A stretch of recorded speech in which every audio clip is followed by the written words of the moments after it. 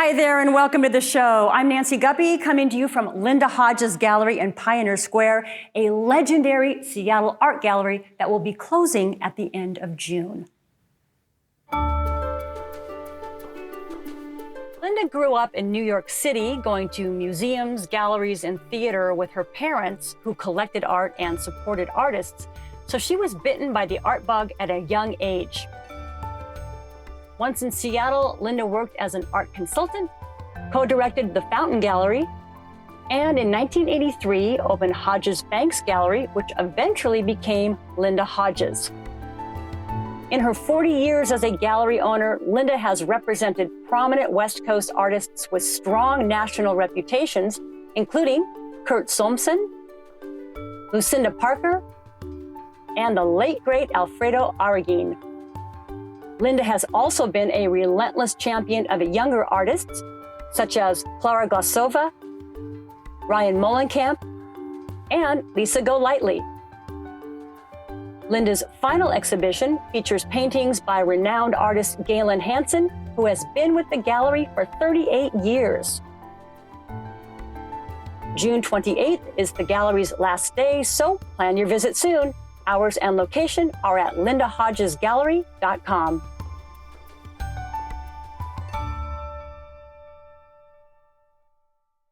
We've got an excellent lineup for you, including the art-festooned walls of the Hideout.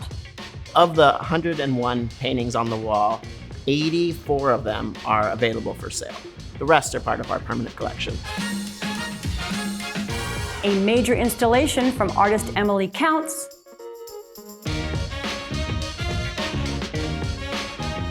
And Bernie Griffin says goodbye to the Fifth.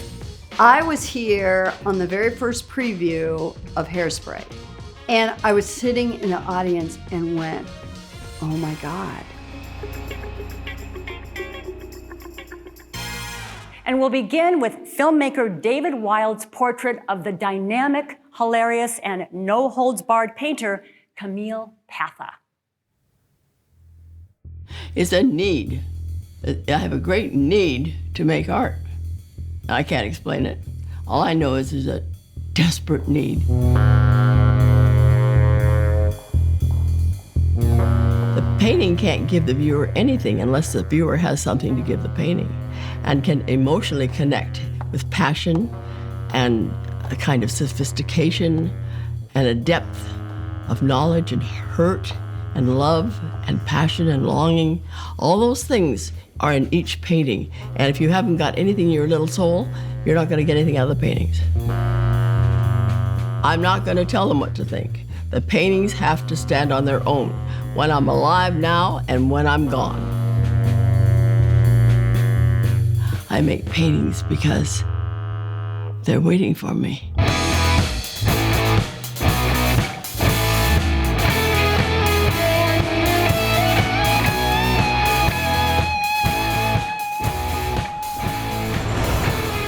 I'm not getting older. I'm the best I've ever been. I don't want to be a Northwest painter. I don't want to be known as a Northwest artist. The purples are fabulous, and the blues are adequate. Color has a voice, and it's not an audible voice. There's no words, but it talks to you, and it leads me. I follow my nose. Oh, look at that, there, off I go. This one is really gorgeous, but it's really hard to make it work with anything else. Colorist is a person that is very aware of color, and color doesn't baffle them. It intrigues them, and they hunt it down ruthlessly, and they seek the relationships and what it'll do. A color really isn't a color until it's next to another color. Yep. Oh my God, look. Oh, this is gorgeous. God. Look at the orange. See? Look at that. These are two complementary colors. I never wanted to admit I had a favorite because I thought that was pretty mundane. But I have a favorite. Oh, this is my favorite of the whole bunch of all the colors in the whole world. in the whole bloody world, I'm afraid to admit. That's my favorite one. That damn magenta. My favorite machine in the world is a trolley on Capitol Hill. And it's magenta. It's a beautiful, smooth magenta, sleek, beautiful thing, and it moves down the street. First time I saw those trolleys, I stopped in my tracks. I said, oh my God. Think of me this way. Every time you see me, think that this is on my face. Are these fluorescents, or are they just strong color? There are some fluorescents there. Are there? There are. Hot pink and, yeah. All the fluorescents are the bad boys of color. I love them. I love them. They're the greasy, the macho men in beautiful clothes. They are. That's anything that's fluorescent is going to be like that. The reason I'm not painting on this video is because there's nothing they can learn about the secrets of my art when I'm painting, because all the secrets of my art are inside. And you can't see inside of me. Yes, all my pieces are sensual, not erotic, but all of them are sensual. Everything I've ever done. I trick the eye by visually putting one color or one space in front of the other space. And it's a thing I don't mean to do, but I love it when it happens, and I know when it happens. And so you think the space, for example, you think this space way back here is deep, because dark is always further back, we know that. And then you have something lighter. But then all of a sudden, it's just a stupid piece of board, you guys. And then all of a sudden, it's not flat, it's got depth to it. All of a sudden, you go way back in here, and then all of a sudden, boing, boing, boing, boing, boing, bring you right back up, front and center, with that light color. Pow! There it is. And then I can push you over the edge and get you way back in there. I can drag you along. I can make you come almost forward, but not quite. And if, oh God, look, it's transparent. I'm going back into it. Oh, I'm being stuck. Oh, no, I'm back. No, I've fallen back way deep into it again. And now I've come up forward and, oh, I'm out. I'm free. Oh, I'm falling through again. And then you're into the depths and into black. And you're in a space. It's actual visual places in space. But we all know it's just a stupid board. Yeah, it's lovely. Oh my God, I want to make a great big one, you see. Yeah. Huh? Nice and huge. Yeah. Two exactly the same size would be great. Okay. Watch the things that you don't know are the most intriguing. Because then you can make up what you think it could be, or there's an unending joy in finding what it actually means, or what it could mean, or what it never did mean and might. You're getting a lot of information out of me that I've never verbalized before, because painters don't have to. They paint it. They say it that way. See? Complicated as hell. Have a jelly bean. Quit talking about it and have one.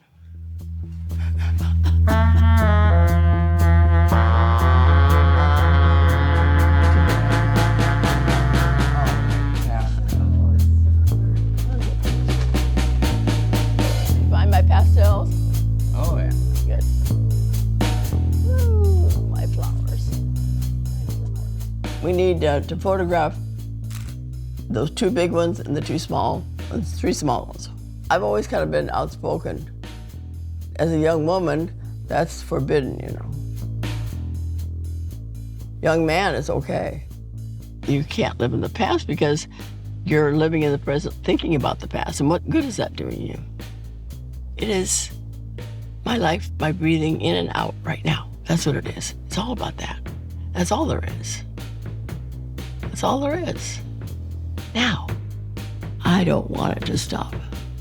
I want it all to be as exhilarating and as exciting and as colorful and as filthy, chalky, messy as it can be. Love it.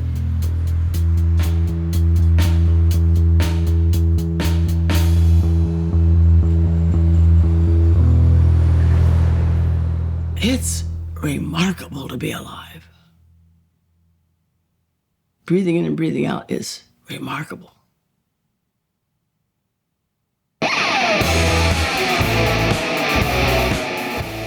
Camille Patha, Passion, Pleasure, Power, runs now through September 3rd at Tacoma Art Museum. Hours and location are at tacomaartmuseum.org. If you're looking for an arty place to enjoy a cocktail or a mocktail, hightail it to the Hideout.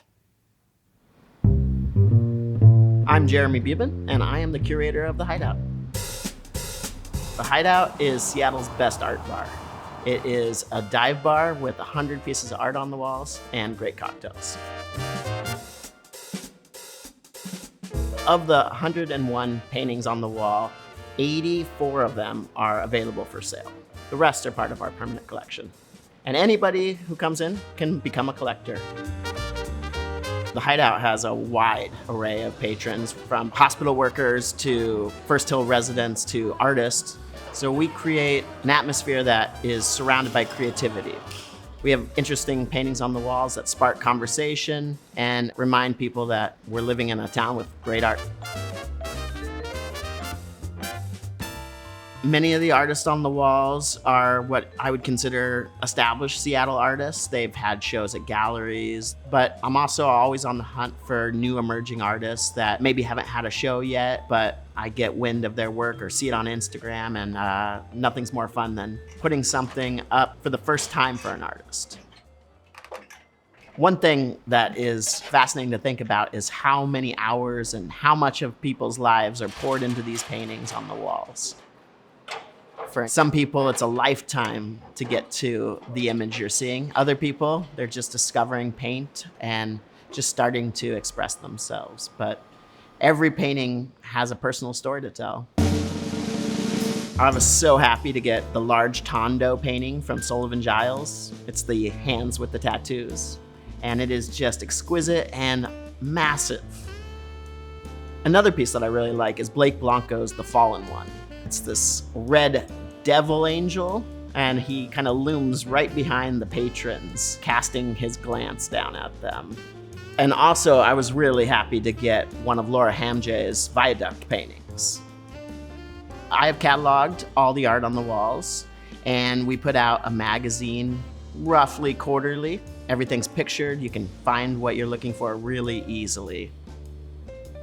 The Vital Five is a long-standing tradition here at the Hideout. It is a magazine compiled with drawings by patrons. So we put that out a couple times a year, and it's some of our favorite drawings that were created right here. The Hideout is definitely a cocktail bar.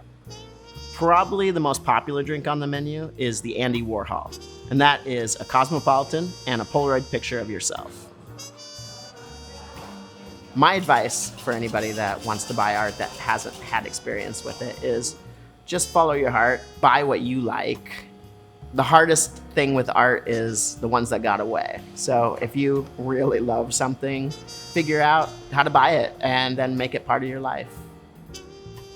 The Hideout is open every day of the week from 4 p.m. to 2 a.m. and 6 p.m. to 2 a.m. on weekends. It might look like a speakeasy, but just open the door and come on in. The Hideout is open 7 days a week. Hours and location are at hideoutseattle.com.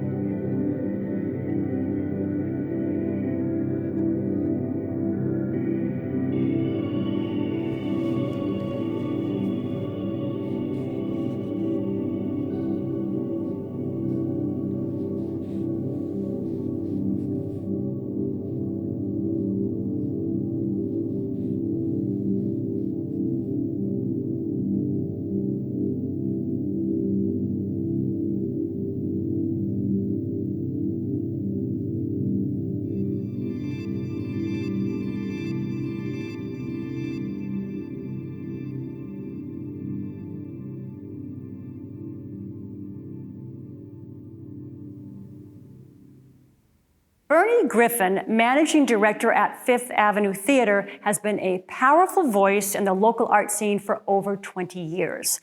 With her impending retirement, Bernie shared a few highlights from her storied career.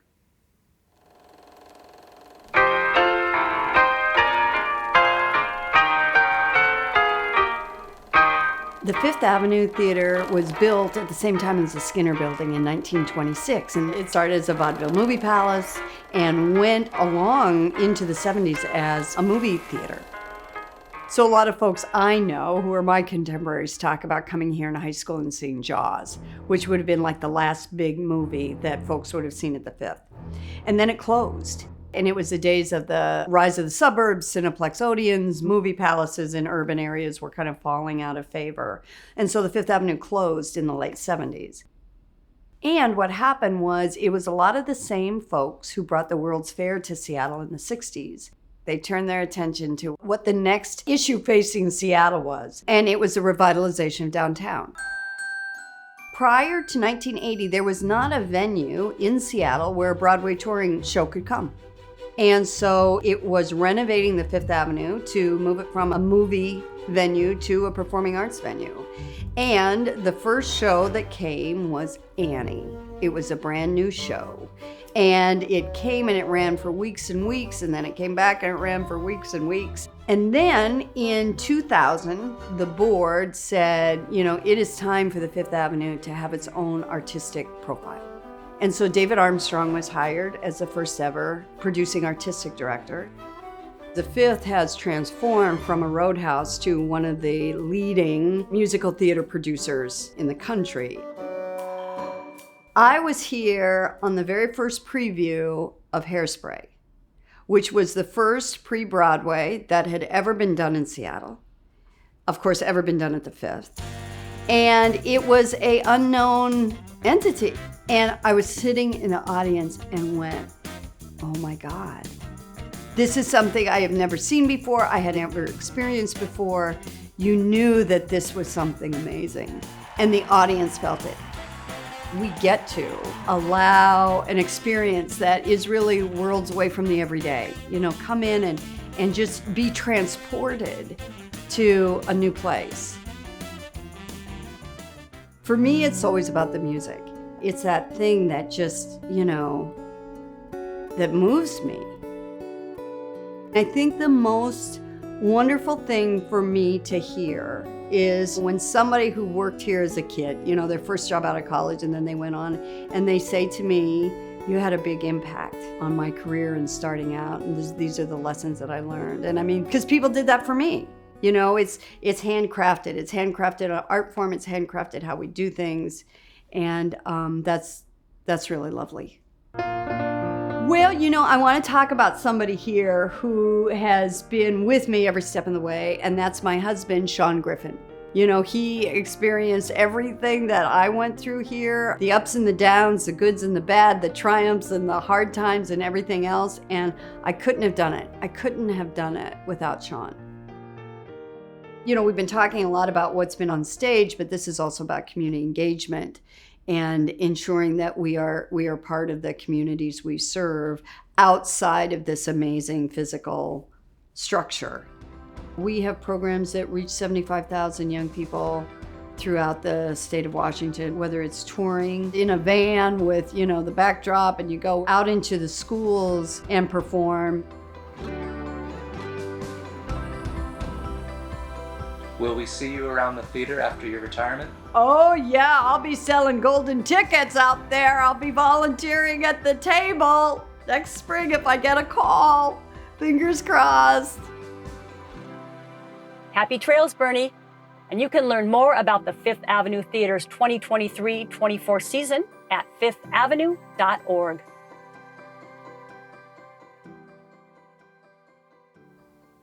And that's a wrap. Big thanks to Linda Hodges Gallery for hosting us, and more importantly, big thanks to Linda for her immeasurable contributions to the cultural life of Seattle.